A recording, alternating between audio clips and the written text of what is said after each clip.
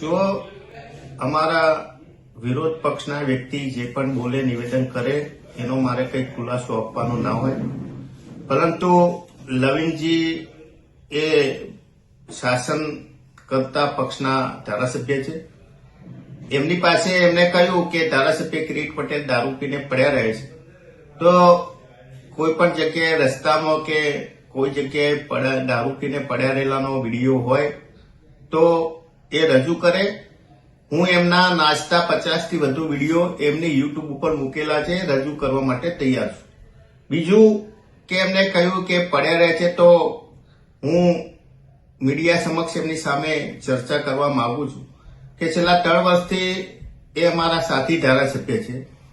જો અમે દારૂ પીને પડ્યા રહેતા હોય તો છેલ્લા 3 વર્ષની અંદર ગામડાની અંદર કોને કેટલો પ્રવાસ કર્યો, કેટલા સામાજિક ફંક્શનો રજૂ કર્યા, અમે એટેન્ડ કર્યા, અને વિધાનસભા હોય કે પાટણ જિલ્લાની અંદર જિલ્લા કક્ષાની જે સરકારી મિટિંગો થતી હોય એમાં કોણ કેટલા દિવસ હાજર રહ્યું છે એના પુરાવા એ મીડિયા સમક્ષ રજૂ કરે. હું પણ રજૂ કરીશ.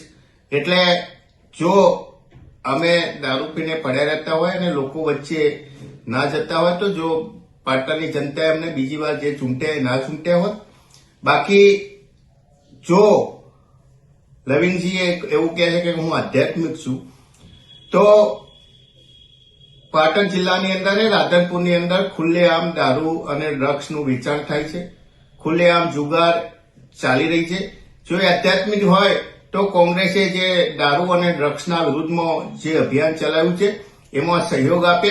અમે એમના માર્ગદર્શન નીચે પાટણ જિલ્લાની અંદર એમના માર્ગદર્શન નીચે અને એમની આગેવાની નીચે દારૂ વિરોધી ઝુંબેશની અંદર જોડાવા માટે તૈયાર છે.